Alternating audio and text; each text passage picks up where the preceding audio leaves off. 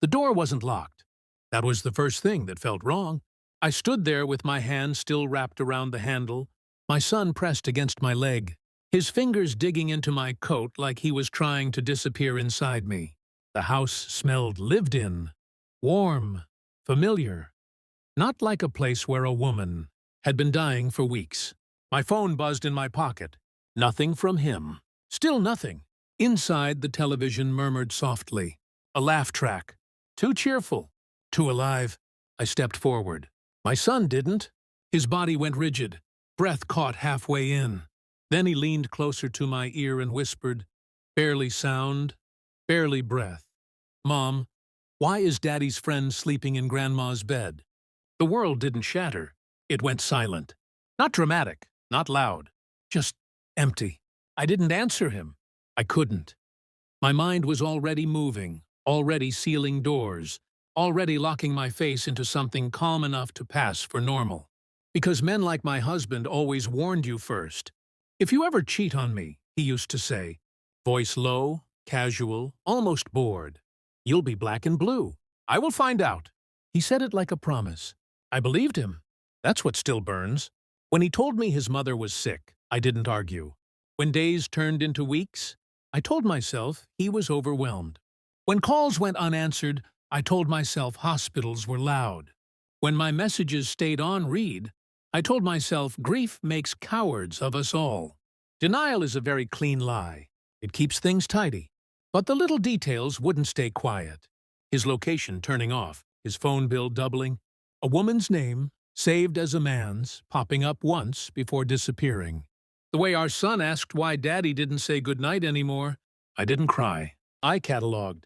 I smiled when people asked how he was. I kept dinner routines. I tucked my son into bed and told him Daddy loved him. Inside, something sharp was assembling. I requested phone records through an old friend who still owed me a favor. I checked social media from accounts that weren't mine. I watched timestamps. I memorized patterns.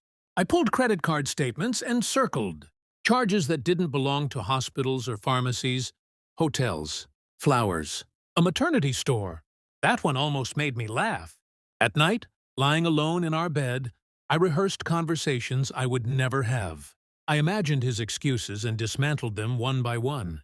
I practiced the face I would wear when the truth finally stood naked in front of me. Calm is a weapon if you know how to hold it. The DNA test was easy. A hair from a jacket he'd left behind. A sample mailed quietly, paid in cash. When the results came, I didn't open them right away. I made tea. I fed my son. I washed dishes. Then I read the words that confirmed what my body already knew. My son was mine, and not his. The irony tasted metallic. I drove back to his mother's house, with the report folded neatly in my bag.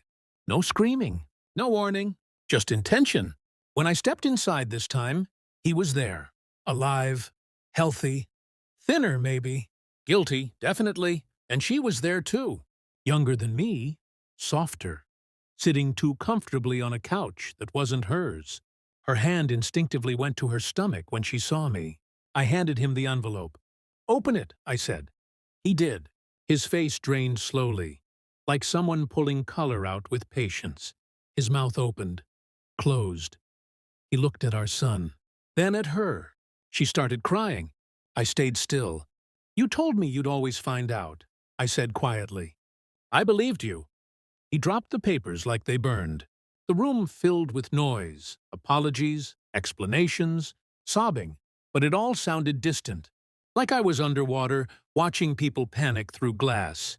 I knelt in front of my son and fixed his collar. We're leaving, I told him. My husband grabbed my arm. I looked at his hand. He let go. That was the moment he understood.